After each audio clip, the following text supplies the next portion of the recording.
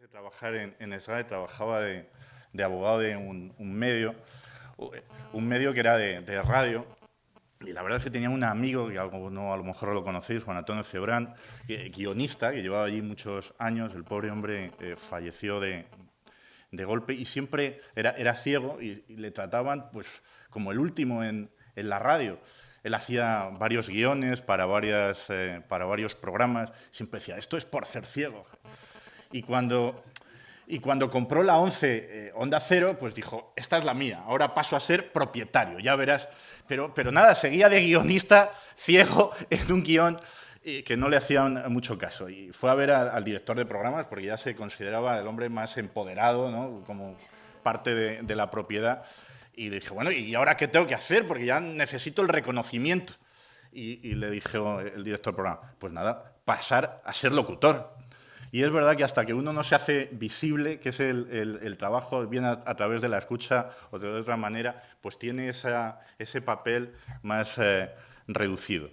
Él, la verdad es que ganó mucho, luego siendo locutor de La Rosa de los Vientos, que seguramente que alguno habéis escuchado ese programa, y divulgador, luego además de historia, ¿no? Pero bueno, dicho esto, mi papel no es participar en vuestro debate, sino contaros la ley. Y ahí sí tengo que advertiros que es un cambio radical lo que se pretende con esta reforma. El legislador ha dicho, oye, estamos en el proceso de desmontaje de los servicios públicos, ¿no? Se está viendo, estamos en una sociedad que está cambiando, bueno, pues la sanidad, la educación, y hay otro aspecto que es la cultura. Y la cultura está basada en una serie de instituciones. Y fijaros que las entidades de gestión son esas instituciones que realizan esa labor de cuasi sindical, no voy a utilizar, no quiero copiar casi corporativa, casi gremial, casi de cooperativa, donde entregáis vosotros vuestro trabajo y las entidades de gestión intentamos administrarlo lo mejor posible, poner en común ese trabajo y luego repartirlo de una manera proporcional, eso es, al uso que han tenido vuestras obras. Y eso forma parte de la construcción de un sistema de cultura que es buscar incentivos para que la gente pues, siga creando obras, que tenga pues, un aliciente. Es verdad que la vocación cultural a veces es mucho más intensa y uno le anima incluso elementos fuera ya de los materiales. Pero ciertamente el creador profesional, que es finalmente el que hace una cultura pues, con mayor recorrido, porque puede dedicarse a ello, pues espera obtener unos retornos. Y esos retornos están montados a través de estas instituciones. Las entidades de gestión no valen para otra cosa y si no habría que eliminarlas si no sirvieran para ser instrumentales a los autores de poder recibir una remuneración de su trabajo. Y así es como están montadas. Y ayer y en el ámbito de los guiones, esta realidad ha sido así desde hace mucho tiempo. Siempre se dice que las entidades de gestión nacieron con la música. No nacieron con la música, nacieron con los escritores de teatro e inmediatamente también con los escritores para el audiovisual. Ayer cuando se decía pues este camino ante la crisis de guionistas buscando trabajo en Estados Unidos, el primer momento donde los españoles, y junto con otros europeos, se buscaron la vida fuera de aquí, ya fueron los años 30, ¿no? Entonces, Elgar Neville, que es muy conocido, se marchó a Estados Unidos a buscar trabajo como guionista. Él hablaba bien inglés, igual que Sergio, y no tuvo problemas, pero luego fueron otros, y entre los que se encuentra José López Rubio, que aprendió mucho en Estados Unidos y luego lo aplicó en SGAE cuando volvió y se hizo consejero delegado de SGAE. Y este José López Rubio se dio cuenta que el mundo en Estados Unidos, el mundo de Hollywood, era muy difícil si no se conseguían unas condiciones a través de los sindicatos que entonces ya existían allí, a través de los guild y a través de unos convenios colectivos. La Fundación Autor escribió hace poco una biografía de él y hay una anécdota preciosa que no me limito a no contarla, y es que cuando llegó allí, allí lo que llevaba a la gente era para contar historias y las contaban en castellano y luego había gente que las traducía y veía cuáles de esas historias se podían convertir en producciones. Y llegó allí en un autobús que les llevaban junto con otros europeos y se encontró al final de uno de los estudios de Hollywood a Pindarello.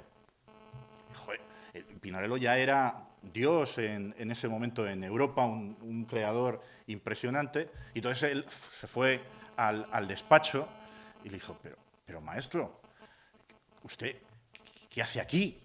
Y el otro le dijo, pues ganarme la vida, igual que tú, ¿no?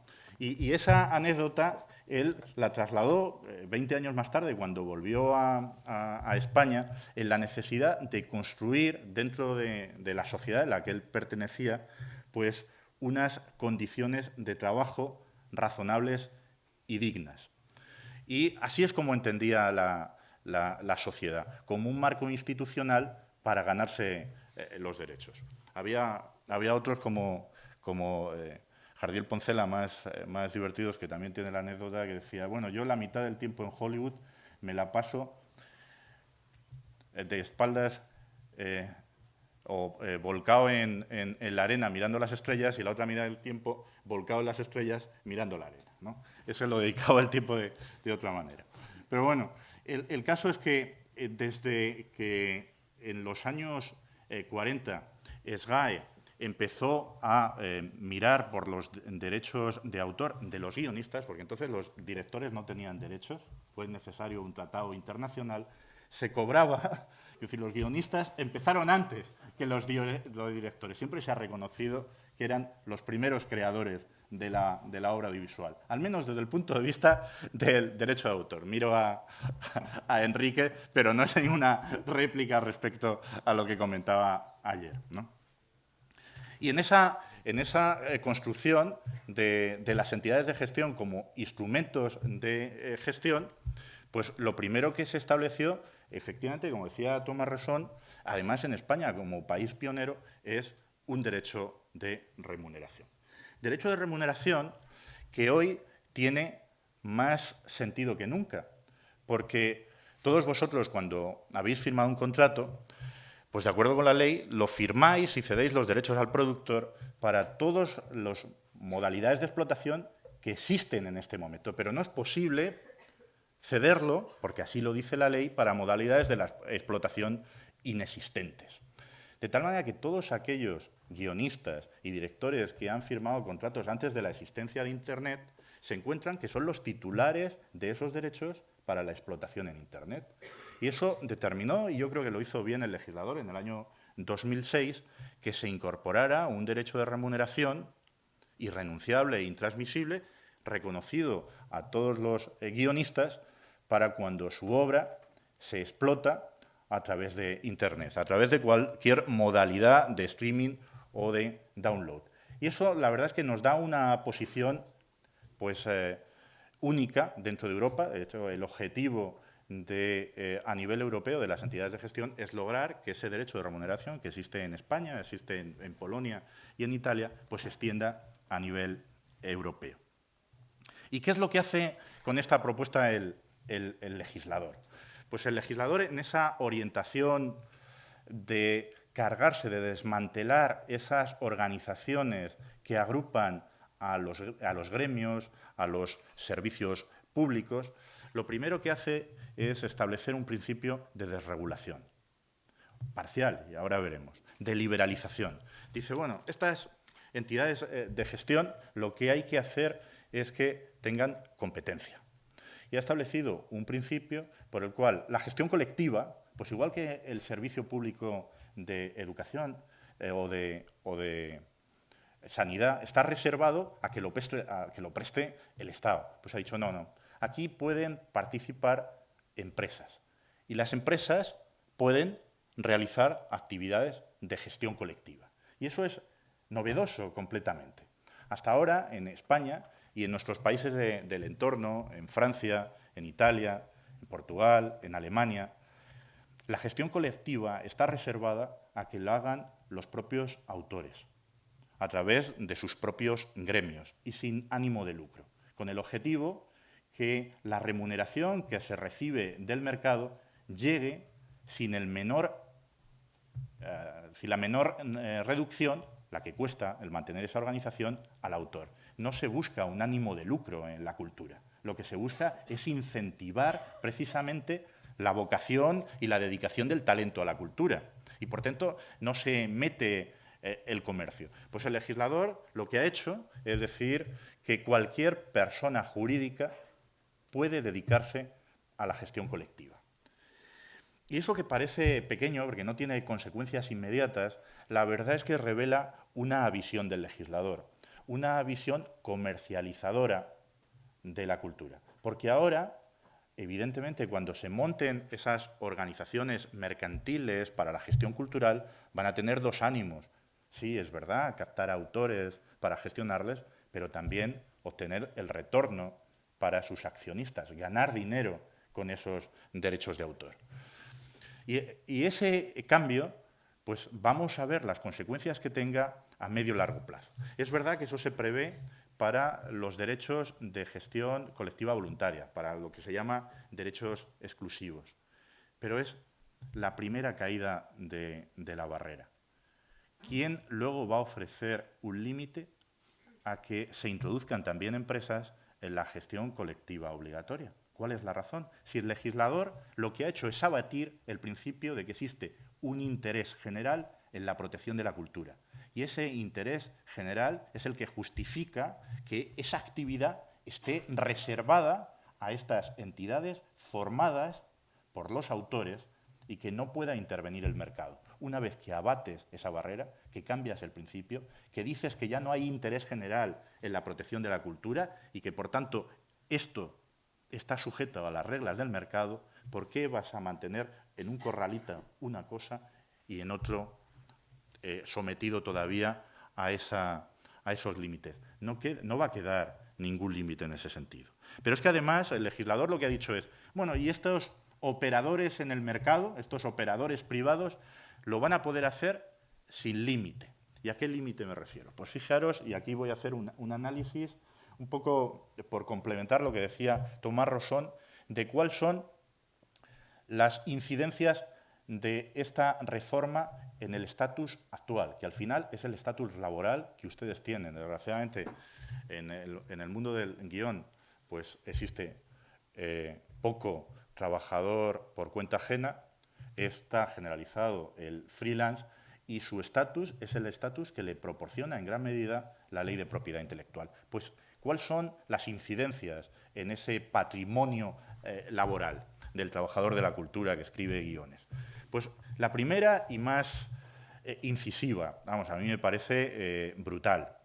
El primer texto del anteproyecto tenía una disposición transitoria. Siempre la ley, cuando nos quiere meter algo más dañino, no lo hace en el articulado, siempre van en disposiciones transitorias.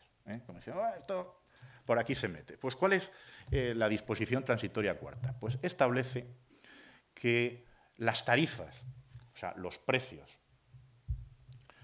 de sus guiones a través de la entidad de gestión, pues hay una presunción de que son abusivos, porque han sido establecidos por entidades de gestión que actuaban en régimen pues, solitario en el mercado, monopolístico. Dicen, bueno, pues lo que vamos a establecer es que durante los 6 primeros meses las entidades de gestión tienen que presentar sus nuevos precios, sus nuevos valores. Y durante esos 6 meses los usuarios, digamos una televisión, va a poder pagar esos precios, pero con un descuento de un 30%. ¿Os imagináis que en cualquier sector, pues en el sector de la minería, que está tan dañado, o el sector automovilístico, de repente cogieran el convenio colectivo y dijeran, bueno, pues estos salarios creemos que han sido negociados por la UGT y comisiones con una fuerza desmedida, los precios son muy altos, pues oye, en los próximos 6 meses, mientras que se llega al nuevo convenio, con una reducción de un 30%. Bueno, pues eso es lo que dice la disposición transitoria cuarta. Y durante esos 6 meses hay que establecer unas nuevas tarifas de acuerdo con unos criterios novedosos que tiene el legislador.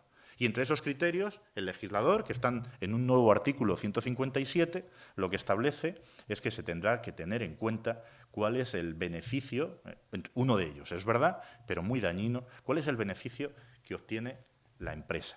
De tal manera que si la empresa no tiene beneficios, entonces no tiene valor los contenidos que son gestionados por las entidades de gestión. Bueno, pues eso es lo que se pone en cuestión.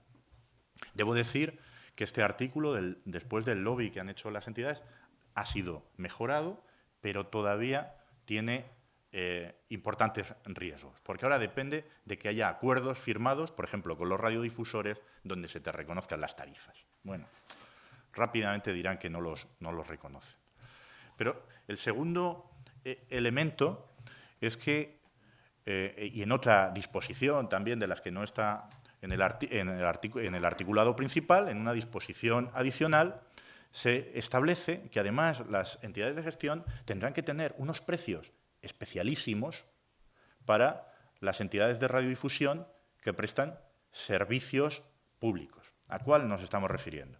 Pues a las televisiones autonómicas y a la televisión pública.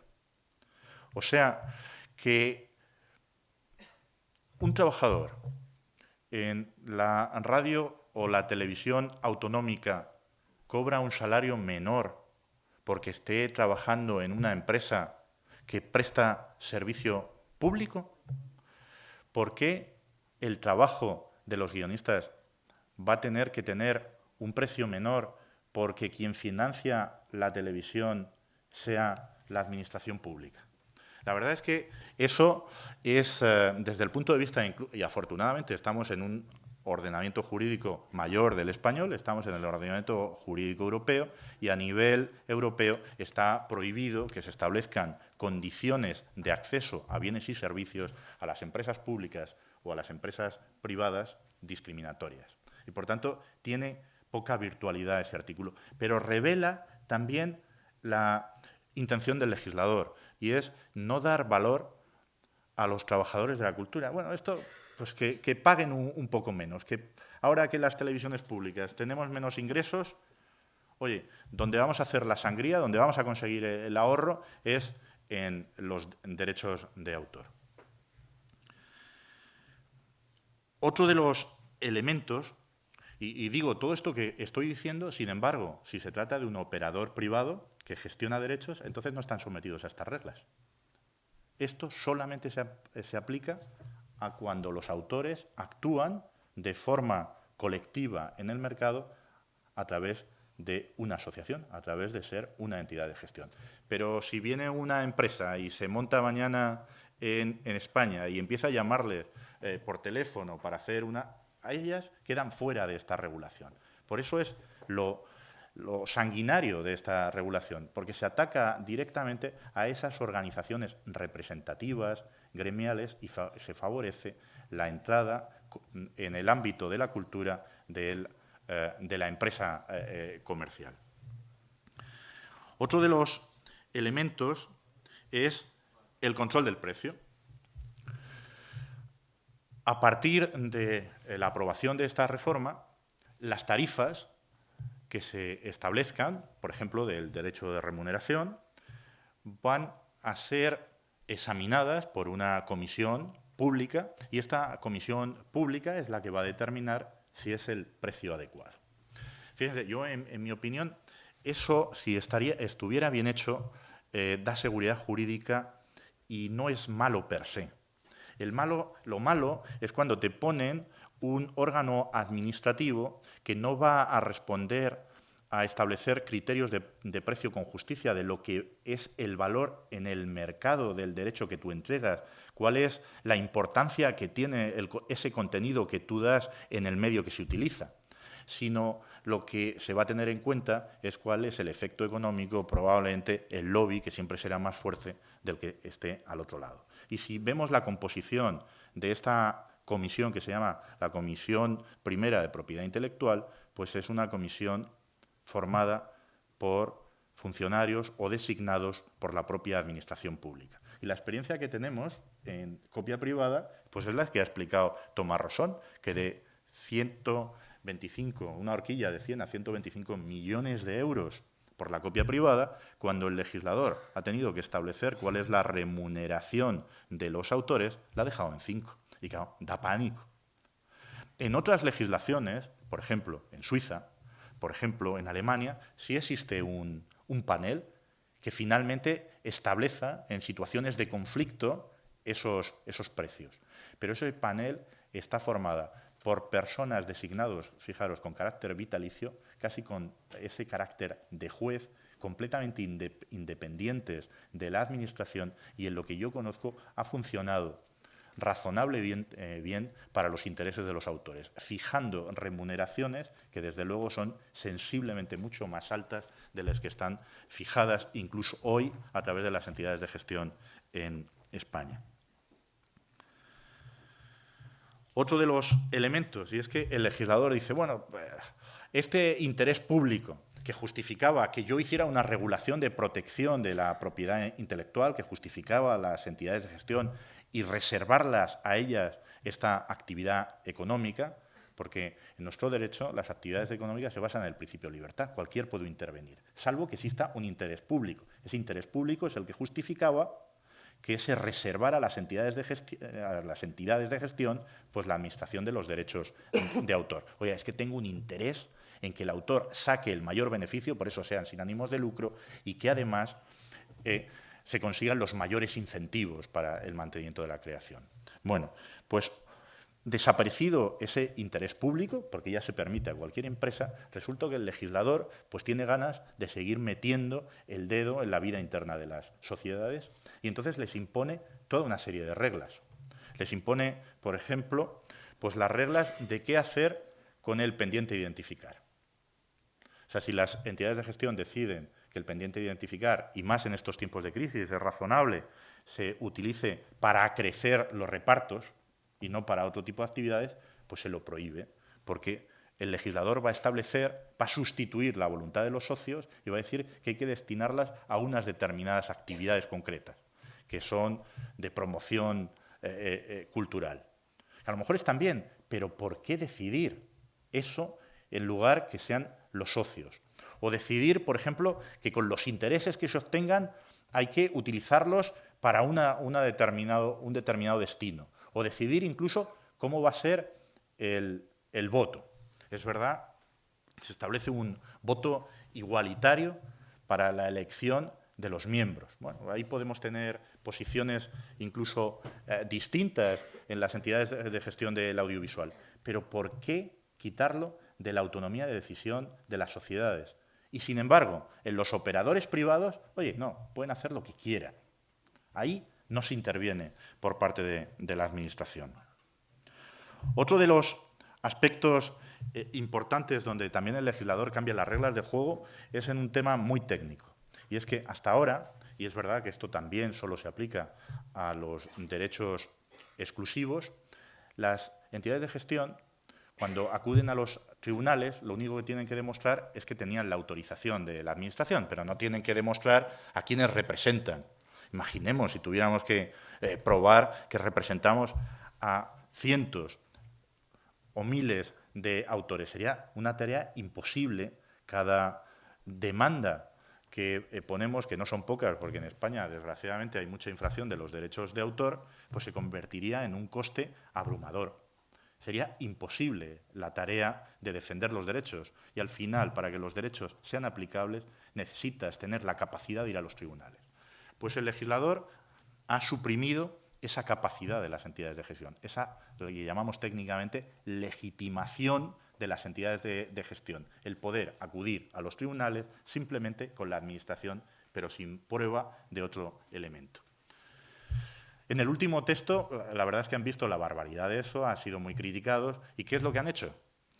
Pues lo han resuelto dando legitimación también a las organizaciones privadas. Dice, vamos a ponerlas en igualdad de condiciones a las asociaciones de autores y a las compañías mercantiles que se dediquen a la gestión.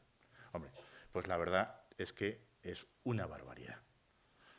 Porque la justificación de este estatus especial de las entidades de gestión era por el carácter masivo que tenían.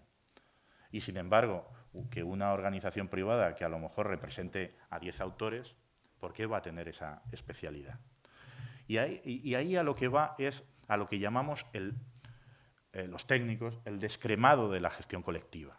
Lo que se están generando son incentivos para que los autores de mayor éxito económico salgan de estas entidades, sean atraídos por las organizaciones empresariales y poco a poco se vaya deteriorando este carácter gremial y asociativo. Y sobre todo que sea mucho más costoso, porque las entidades de gestión están basadas en un principio mutualista. Pues como los sindicatos o como las cooperativas, si se saca al que hace el tomate raz del otro, pues probablemente las capacidades de negociación en el mercado van a ser disminuidas. Van a ser disminuidas y se van a conseguir menores precios. Y esos menores precios, además, van a afectar fundamentalmente al repertorio minoritario, no al repertorio de mayor éxito. Y claro, el repertorio mayoritario es que no es español. El otro día veíamos que cerca del 50% del audiovisual que se emite en España es americano, exclusivamente americano. Y también tienen el derecho de remuneración. Y no, o se conserva este carácter mutualista y se apalanca el autor minoritario en que también el que tiene más capacidad de negociación está adentro y, por tanto, nos servimos de eso para lograr unas mejores condiciones, o al final se producirá esa discriminación de precio. Fijaros que esto, que digo, se verá a medio largo plazo, pero ¿hay indicios de que esto puede ser así? Pues digo, un mercado que se ha fragmentado en este sentido es el mercado de la música en el ámbito europeo. Antes, toda la música se gestionaba a través de entidades de gestión. En el ámbito europeo, para el online, ese mercado se ha fragmentado. Y los grandes repertorios, el repertorio de los Beatles, ya no está con el repertorio de los hombres G. Y el repertorio de los Beatles consigue unas remuneraciones mayores en el mercado europeo que el repertorio de los hombres G. Eso es lo que demuestra que esta tendencia de evaluar, erosionar el carácter mutualista, el carácter gremial de estas organizaciones, generando esa posibilidad de la entrada en el mercado y generando incluso incentivos para esa disgregación, produce a medio o largo plazo ese fenómeno. Y es un fenómeno, decía Luis, oye, explica el sentido. Pues el sentido, básicamente, es al final un problema de rentas, donde el gobierno quiere situar dentro de la cadena de explotación de la industria cultural, ¿dónde quiere colocar las rentas? Las quiere colocar las rentas en los distribuidores, en las plataformas que al final son las que comunican los contenidos o en aquellos que los crean. Pues esta ley, claramente, por lo que apuesta, es por situarlos en los últimos eslabones de la cadena y no en la primera. Cuando, curiosamente, el tejido cultural español lo que está basado es en pequeña, mediana empresa, dentro de la cual sitúo también al creador individual, y lo que tenemos es talento. Pero apostamos absurdamente en esa política cultural en ese sentido. Tomás ha explicado el tema de la copia privada y, por tanto, y además creo que me he extendido quizá en exceso. Bueno, mi misión era explicarles lo que hay detrás, pero he hecho un poco el análisis para que se vea de los puntos de la reforma. Espero no haber sido demasiado farragoso, que es lo que